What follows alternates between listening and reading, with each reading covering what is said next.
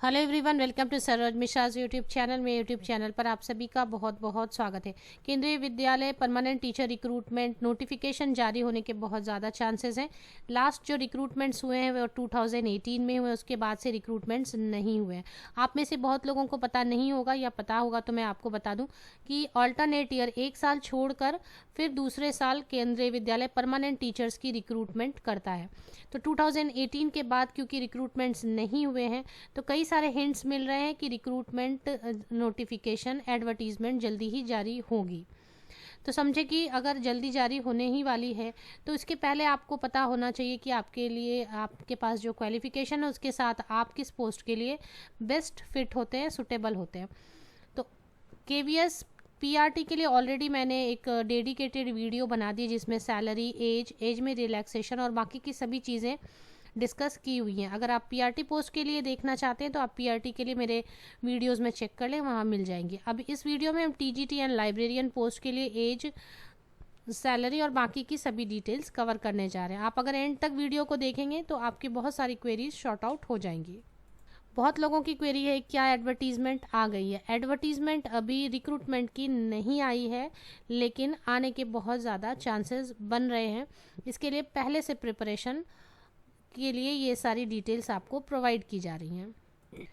Trained graduate teachers के लिए जो पोस्ट होते हैं वो English, Hindi, social studies, science, Sanskrit, maths, physical and health education, P&HE, art education, work experience. तो ये 9 है, 1 to 9, जिनमें कि ट्रेन ग्रेजुएट टीचर्स की रिक्रूटमेंट होती है। पे लेवल आप देख रहे हैं 44,900 से लेके 1,42,400, मीन्स रिटायरमेंट तक 1,42,400 की बेसिक पे। इनिशियल बेसिक पे 44,900। अब इस पर ये बेसिक पे पर आपको अलाउंस मिलता है, डीएनएस अलाउंस जिसे महंगाई भत्ता बोलते हैं, 20% के ऊपर है अभी। एचआरए मिलती है जहाँ पर भी आपकी पोस्टिंग होती है, हाउस रेंट अलाउंस। इसके अलावा कई सारे और भी अलाउंसेस दिए जाते हैं क्योंकि ये सेंट्रली रन स्कूल है, इसलिए काफ़ी अलाउंसेस मिलते हैं। तो टीजीटी के लिए आप मानकर चलें कि 55,000 रुपीज़ के ऊपर मंथली सैलरी बनने वाली है इनिशियल। अब ये एडवर्टीजमेंट जो मैं आपको बात कर रही हूँ, ये जो मैं आपको डिटेल्स बता रही हूँ, ये मैंने 2018 की जो एडवर्टीजमेंट है उससे ली हुई है। तो यहाँ पर जो डेट लिखी होगी कहीं कहीं 2018, उससे कंफ्यूज नहीं होना है। तो अपर एज लिमिट 35 ईयर्स, ये लास्ट डेट जो होती है एप्लीकेशन की उससे आपको कैलकुलेट करनी होती है क्योंकि ये 2018 की एडवर्टीजमेंट मैंने ली है इसलिए वहाँ की डेट लिखी हुई है। तो 35 ईयर्स, उसके लिए आपको अगर 2022 में एडवर्टीजमेंट रिलीज़ होगी तो 2022 में किसी डेट से, किसी मंथ से आपकी अपर age limit general category, open category के लिए 35 ईयर्स होनी चाहिए। अब एज में रिलैक्सेशन कितनी होती है वो भी बात कर लेते हैं। एज में रिलैक्सेशन के पहले हम लाइब्रेरियन के लिए बात कर ले। लाइब्रेरियन के भी पे लेवल 7, 44,900 स्टार्टिंग बेसिक पे होती है। अपर एज लिमिट 35 ईयर्स, जो लास्ट डेट रहेगी आपकी जो 2022 में जैसे रिक्रूटमेंट की एडवर्टीजमेंट आएगी तो उसकी कोई किसी मंथ से 35 ईयर्स एज लिमिट, अपर एज लिमिट होनी चाहिए। अब इसमें जो है एसेंशियल क्वालिफिकेशन लाइब्रेरियन के लिए bachelor degree in library science या graduate with 1 year diploma in library science from a recognised institution, working knowledge of Hindi and English.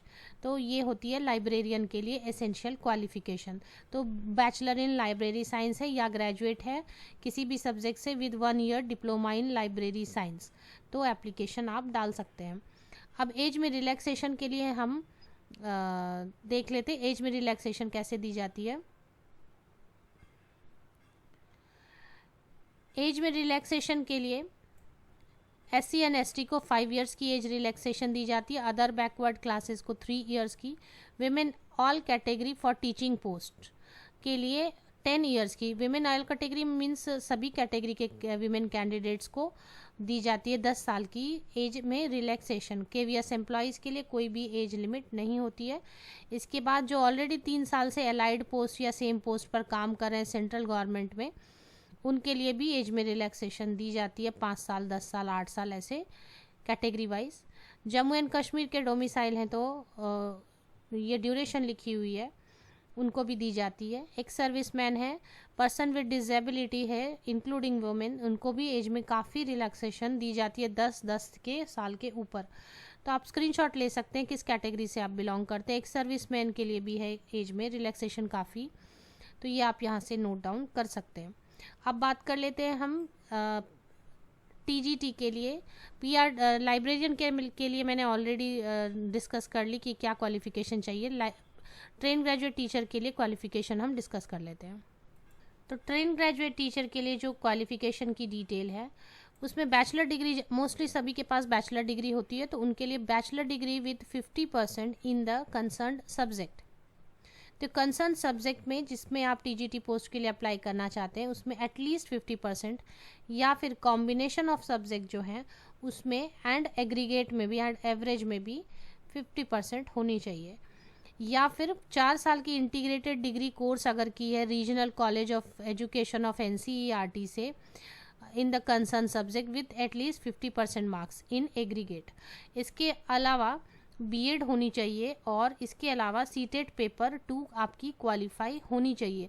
Pass in central teacher eligibility test CTET paper 2 conducted by CBSE in accordance with the guidelines, B Ed और equivalent degree from a recognised university. Teaching in English and Hindi यहाँ पर लिखी हुई है, but मेरे हिसाब से जब साउथ इंडियन कैंडिडेट्स भी होते हैं उनकी हिंदी अच्छी नहीं होती, बट वो भी एप्लीकेशन डालते हैं बिल्कुल, तो लैंग्वेज इतनी बड़ी प्रॉब्लम नहीं होनी चाहिए। बाकी के एसेंशियल क्वालिफिकेशन मीट होने चाहिए। सब्जेक्ट्स की जो कॉम्बिनेशन है वो स्क्रीन पर आपको नज़र आ रही होगी, ये ऐसी कॉम्बिनेशन चाहिए होती है एप्लीकेशन डालने के लिए। जैसे इंग्लिश है तो इंग्लिश 3 साल आपकी ग्रेजुएशन में पढ़ी होनी चाहिए। हिंदी आपकी अगर हिंदी में डालना है टीजीटी हिंदी, तो Hindi subject in all the 3 years। TGT social studies के लिए any 2 of the following out of which history और geography must be 1 paper.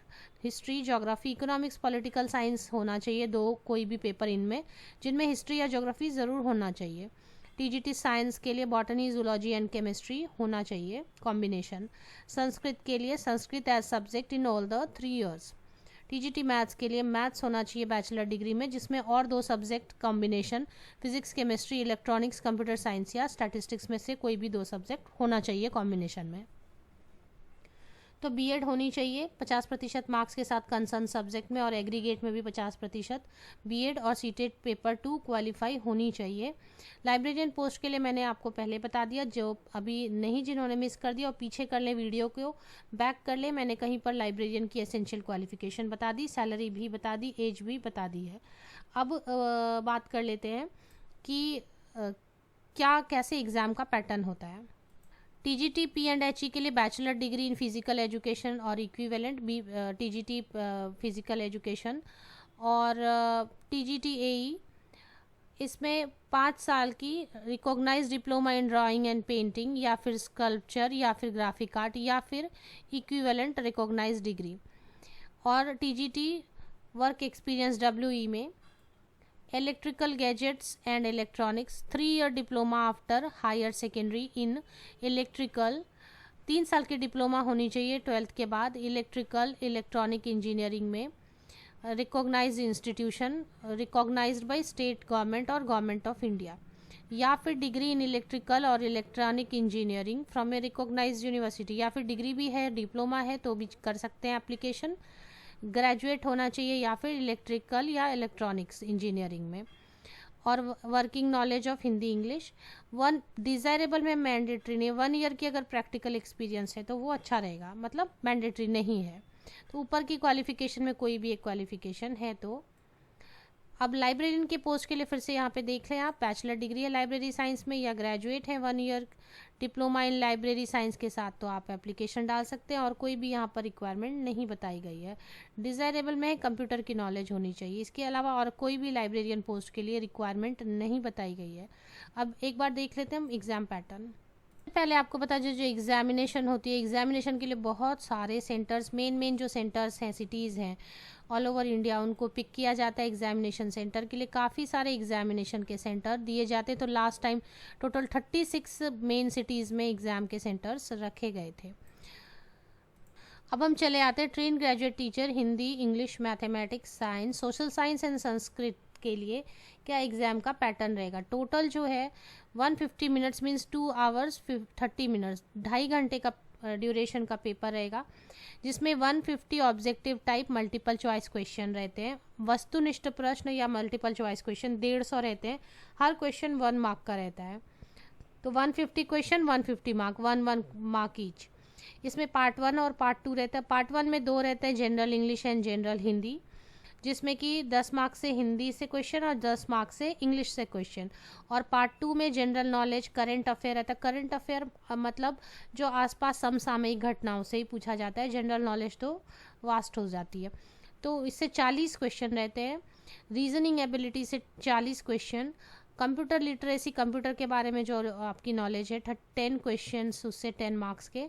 Pedagogy से रहता है, जो कि पेडागोजी में कई सारी चीज़ें हैं, तो वो उससे 40 क्वेश्चंस रहते हैं। पेडागोजी में पेडागोजिकल कंसर्न्स हैं, curriculum, meaning, principle, type of curriculum, organisation, approaches, planning, instructional plan, year plan, unit plan, lesson plan, instruction material and resources, text book, work book.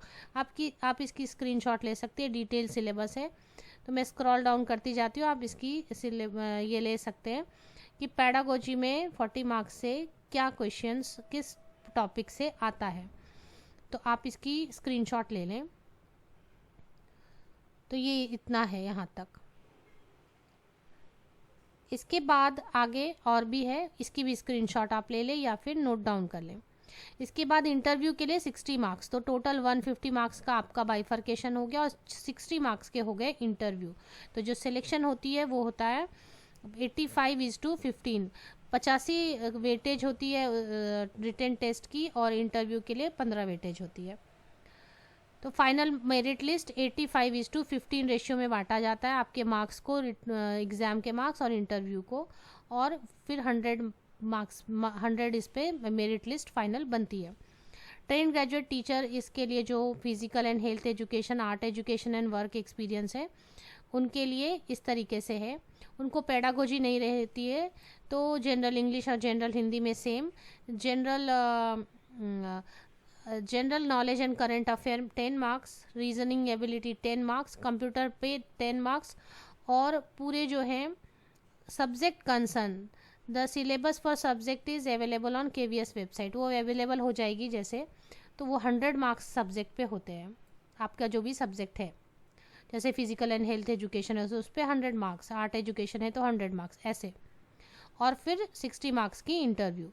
Librarian के लिए कैसा रहता है वो भी देख लें। लाइब्रेरियन के पोस्ट के लिए सेम 150 क्वेश्चंस रहेंगे, हर क्वेश्चन 1 मार्क की। नेगेटिव मार्किंग यहाँ नहीं रहती है।